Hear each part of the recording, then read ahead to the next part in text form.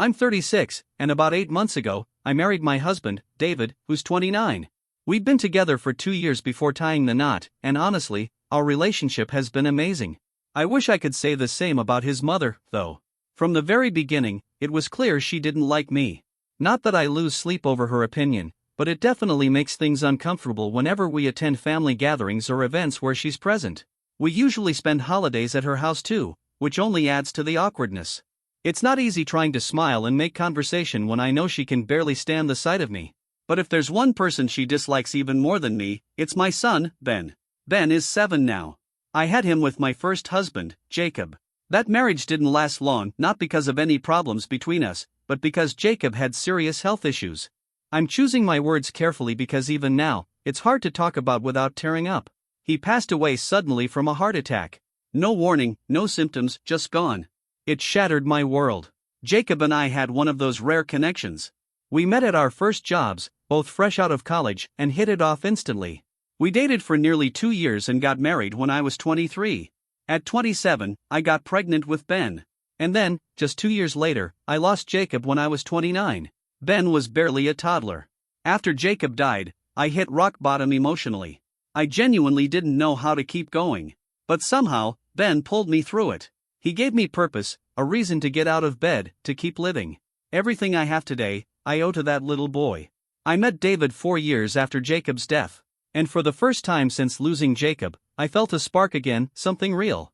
I'll admit, I was hesitant. I was a widow, a single mom, and David was quite a bit younger than me. It felt too soon, like I wasn't supposed to move on yet. I kept wondering what people would say, how they'd judge me for dating someone new just 4 years after Jacob's passing. But my family and close friends reassured me. They told me I had every right to find happiness again, and that if David made me feel alive, I shouldn't hold myself back. So when David asked me out, they were the ones who pushed me to say yes, and I'm so glad I did. He's kind, respectful, and genuinely loving. I know he loves me, and he's always been incredibly considerate about my past. He honors the fact that I had a life before him. He respects Jacob's memory and treats Ben with warmth and patience.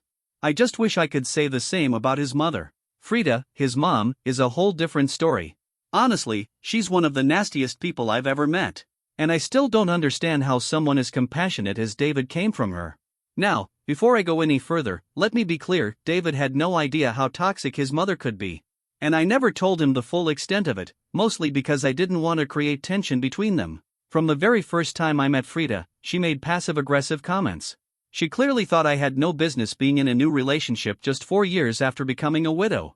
She also wasn't subtle about her disapproval of the age gap between David and me, or the fact that I had a child from a previous marriage. When we started dating, I was 33 and he was 26. We weren't kids, but in her eyes, I was some cougar corrupting her son's future. Over time, it became more and more obvious that she didn't like me or Ben. I could handle her attitude toward me. I'm a grown woman. But Ben? He was just a little boy. And every time we visited her, she treated him so coldly. She'd snap at him for no reason, speak in a sharp, dismissive tone, and act like he was some kind of burden. Ben didn't understand why she was being so harsh. All he wanted was to make a good impression, to be accepted by her. He kept trying to win her over, with little drawings, polite greetings, little gifts. But she never softened. She just kept pushing him away, like his very presence offended her. I could see it plain as day, she resented him, hated him, even. And it broke my heart. Despite everything, I chose not to tell David. His mother had a laundry list of health problems, diabetes, arthritis, high blood pressure, just to name a few, and David made it a point to visit her every weekend to help out. He felt responsible for her well-being. David has an older sister, Frankie, who's 35 and a single mom to 2 kids who are about Ben's age. But she lives too far away to pitch in regularly, and she already has her hands full. Her ex-husband walked out after their second child was born, choosing his affair partner over his own family. So, she's on her own now. With all that going on, David took it upon himself to be the one who made sure his mother was cared for. He even hired a full-time nurse to help her, but her doctor had said it would be beneficial for her to spend time with family on weekends. So that responsibility mostly landed on David. Frida's husband had passed away a few years before I even met David, and with his sister living far away, she really didn't have anyone else but him. I knew David wasn't the type to walk away from his responsibilities, especially when it came to family, and I didn't want to be the person who made him feel like he had to choose between us. So, I kept all my feelings bottled up. I told Ben not to speak to Frida unless she started the conversation first. That way, at least he wouldn't have to face her coldness head on. As for me, I stayed quiet.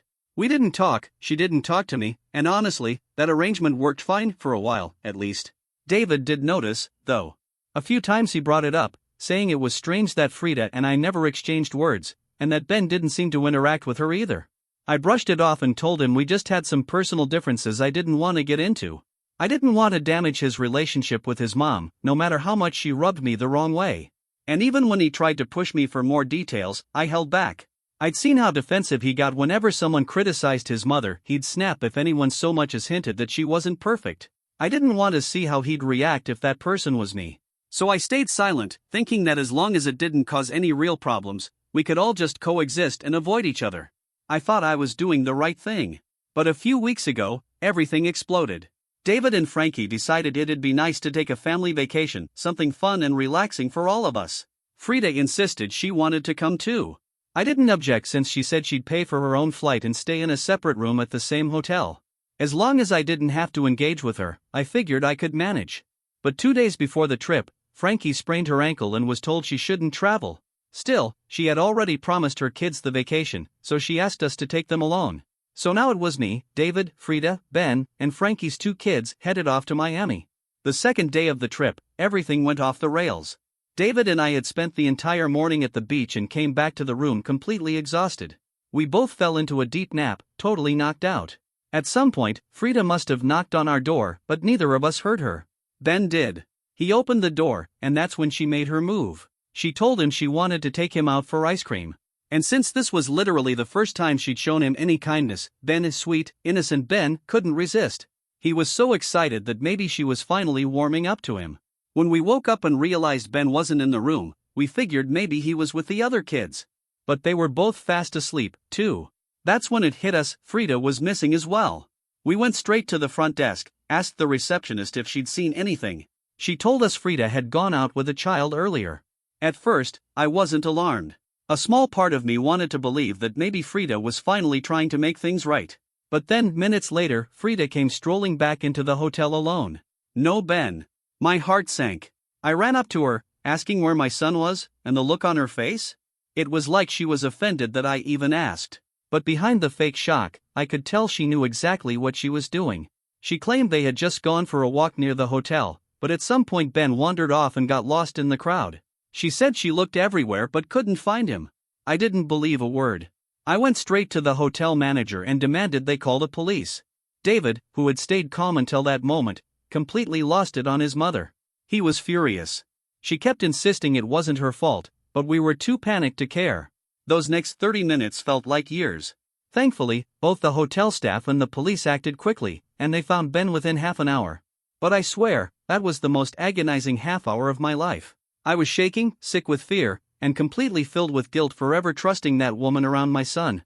When Ben was finally brought back to us, he told us everything. Frida had taken him to a shop a couple blocks from the hotel, told him to sit and wait for her, and then she just never came back. Just left him there. Thankfully, the shopkeeper was a kind man. He noticed something was off, offered Ben some candy, and gently asked him questions. Once he realized what was going on, he contacted the hotel and explained that a child had been abandoned. That's how they found him. At that point, I had no more patience left to keep the peace. Frida wasn't just cold or bitter, she was dangerous. Her hatred for Ben had crossed a line, and I couldn't stay silent anymore. I sat David down and told him everything, every cruel look, every snide comment, every way she treated me and my son like we were beneath her ever since we became part of his life. To be honest, I was bracing for the worst. I thought David would immediately side with his mom and turn against me. But to my surprise, that didn't happen. He was furious at her. For once, he saw her for who she really was. The argument that followed was intense, probably the worst fight we've ever had, and we ended up pressing charges against her.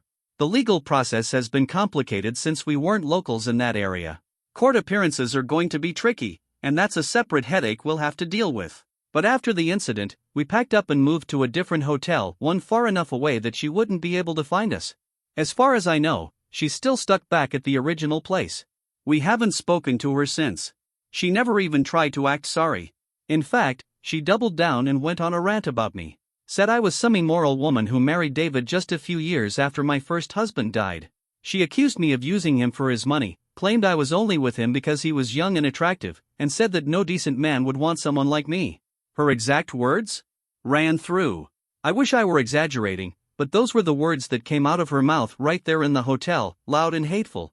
It was like she'd been waiting all along for a moment to unleash every vile thought she kept inside. She wanted to hurt me, humiliate me, break me down.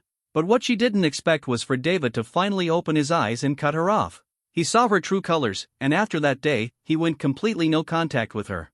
We considered ending the trip early and just heading home, but after talking it over, David and I agreed that the kids had already been through enough. What happened was terrifying, especially for Ben, but we didn't want them to associate the entire vacation with that one awful memory.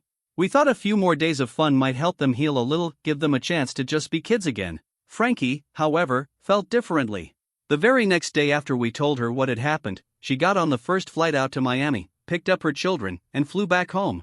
She thanked us for everything, said she appreciated how we handled the situation, but she just couldn't wrap her head around what had happened. She needed her kids close, and we completely respected that. She wasn't just upset, she was shaken. She told us, point blank, that Frida would never be allowed near her kids again. What she did was beyond forgiveness. Frankie even emailed Frida, making it crystal clear that if she ever showed up near her children again, she'd call the police and file for a restraining order. She wasn't playing around, and I don't blame her. It's been 2 weeks since we got back from that trip, but things haven't exactly settled down. Frida's still in Miami, sitting in a jail cell, waiting for her trial to begin. It's supposed to start in a few days. David, though, he hasn't been the same. Ever since we came home, he's been withdrawn. Distant. He barely talks, barely eats, and it's like his mind is constantly somewhere else. Yesterday, I finally sat him down and asked what was really going on. He told me he wasn't just upset about what his mom had done. He was also hurt because I hadn't told him sooner.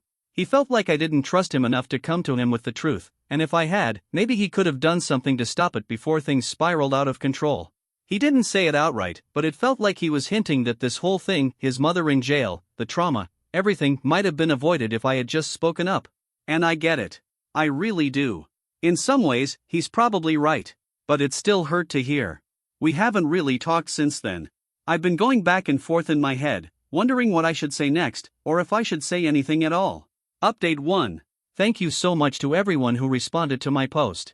Reading through the comments helped me see things from a different angle. I realized that trying to quietly avoid confrontation with Frida, especially when my son was involved, wasn't the smartest move. I may not have known she was capable of something this unhinged, but even so, I should have said something. So I apologized. I told David that I truly didn't see this coming. That I had been foolish, and I was sorry for not trusting him enough to involve him earlier.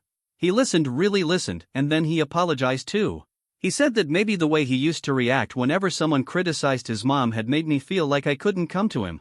He explained that, in the past, he only got defensive because people would talk about Frida like she was just some burden to carry, and he didn't see her that way back then. But this was different. He agreed that what she did was completely unacceptable, messed up on every level. David told me that his mother deserved whatever punishment was coming her way, and honestly, hearing that gave me a strange sense of closure. I was relieved that we had finally talked everything out.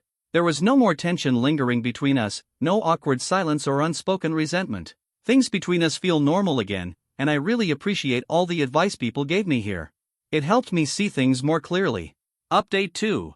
The trial officially started, and we're scheduled to fly back to Miami in a couple of days to give our testimony. Thankfully, since this is a criminal case, the state versus Frida, the court is covering our travel expenses, so at least we're not paying out of pocket. But it's definitely not a vacation, and our nerves are all over the place. There's a part of me that's grateful justice is being served. I'm especially relieved that I won't ever have to deal with Frida again. But at the same time, this is still David's mom we're talking about. No matter how terrible she's been, there's this uneasiness that neither of us can shake.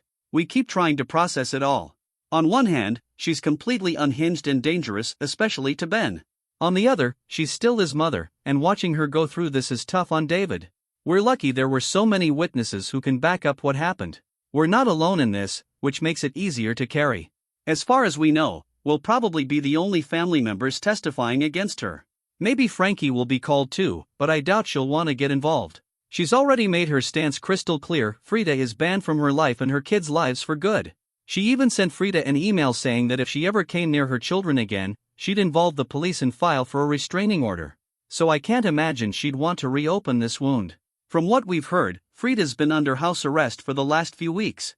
After the hotel kicked her out, understandably, she somehow managed to convince a friend to let her stay with them. How she found someone willing to take her in under these circumstances is beyond me. But I guess some people are just as off the rails as she is. Doesn't surprise me at this point. Update 3. David and I landed in Miami 2 days ago. Today was our court appearance, and we both had to testify against Frida.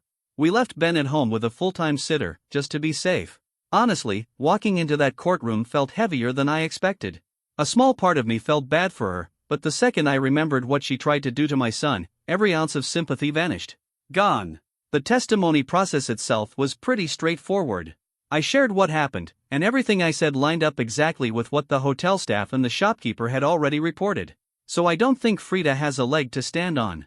No matter how good her lawyer might be, there's just no spinning this situation into something forgivable. I truly believe she'll get jail time, and she should. She looked completely drained the entire time we were there. Not once did she look at us directly. And after the hearing was adjourned, she tried to approach us. David and I didn't say a word. We both turned and walked out of that building without giving her a second glance. I didn't want to hear her excuses or twisted logic. I wasn't in the mood to listen to one more manipulative word. So we just left, and honestly, that was the best decision we could have made. Since then, David has been pretty quiet. I can tell he's carrying a lot inside, and I don't blame him. No matter how toxic a parent is, it's still painful to watch them fall from grace. But through all of this, he stood strong, for me and for Ben. He didn't take the easy way out.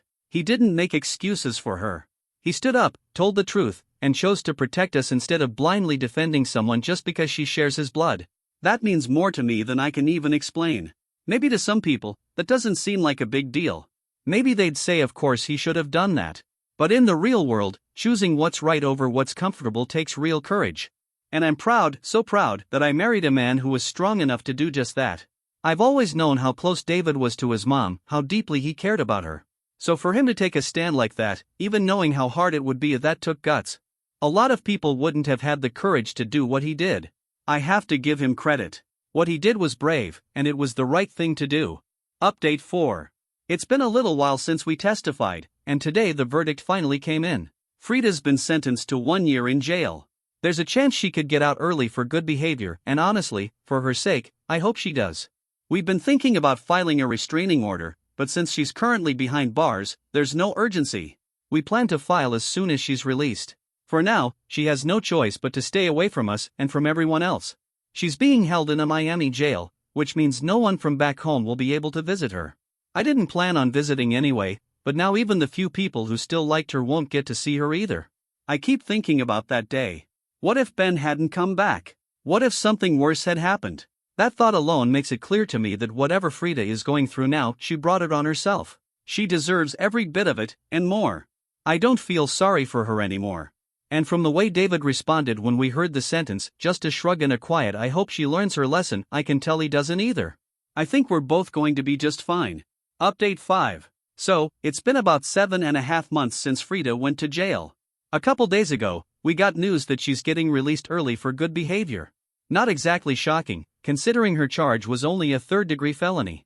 Honestly, we were surprised she served any real time at all. Still, with her release looming, David and I decided it was time to file the restraining order we'd talked about.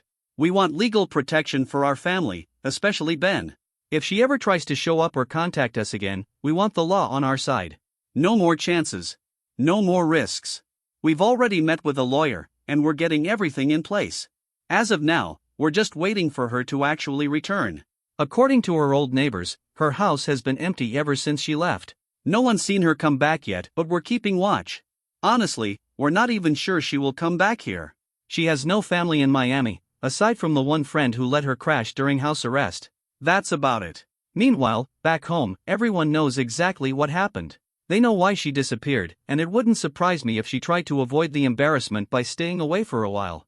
But if she does come back, we'll be ready. Frankie's on the same page.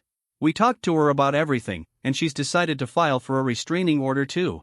Like us, she didn't see the point in filing while Frida was in jail. But now that she's getting out, it's time to act. We've kept in close contact since the vacation, and she's been following every update. And just like David, it's probably easier for her to say she doesn't care about their mom than to actually stop caring completely. Still, both of them understand that, no matter what feelings they might still carry, Frida is not a safe person and she needs to be kept away. They're both choosing to protect their families first, and I think that's the only right move here. Update 6. It's been 2 weeks since Frida got out of jail, and now we've received confirmation she's back. Her neighbors told us they saw her arrive late last night. This morning, she was spotted walking around in the garden like nothing ever happened. The second we heard that, David and I got on the phone with our lawyer. It's time. We're moving forward with the restraining order immediately. Honestly, it had been so long since she left that we'd almost started to believe she wouldn't come back at all. But clearly, we were wrong. We told Frankie right away so she could begin the process on her end too. And at home, we're making sure not to even mention Frida's name in front of Ben. We don't want to trigger any memories. In fact, just to give an update, Ben's been doing pretty well. We got him into therapy after we came back from Miami, and thankfully, it seems like he doesn't remember much about what happened. That's honestly a blessing. Usually, we hope kids remember important life moments, but this is one of those things we'd rather he forget completely. As for the restraining order, our lawyer says we have a solid case, especially with what Frida tried to do to Ben. It was reckless, it was dangerous, and even though she's already served time, we're not taking any chances. This is about safety. We're not sure what Frida's plans are now, but to be honest, we don't care. Whether she wants to lay low or stir up more drama, we're not going to let her near us again. She may be cleared in the eyes of the law, but to me, she'll never be forgiven. What she did crossed a line, and that line can't be uncrossed. I'm not holding on to anger, but I am holding on to boundaries. For now, all I care about is protecting my family and making sure we're okay. Especially David. I know this has been a lot for him to carry. He's been quiet lately, keeping things to himself, but I see the weight he's carrying. Even so, he keeps showing up, keeps being strong for me and for Ben. And every time I look at him, I'm just grateful. I couldn't have asked for a better partner to walk through this storm with. I know we're not out of it just yet, but I also know we'll be okay. No matter what happens next, we've got each other. And that's enough.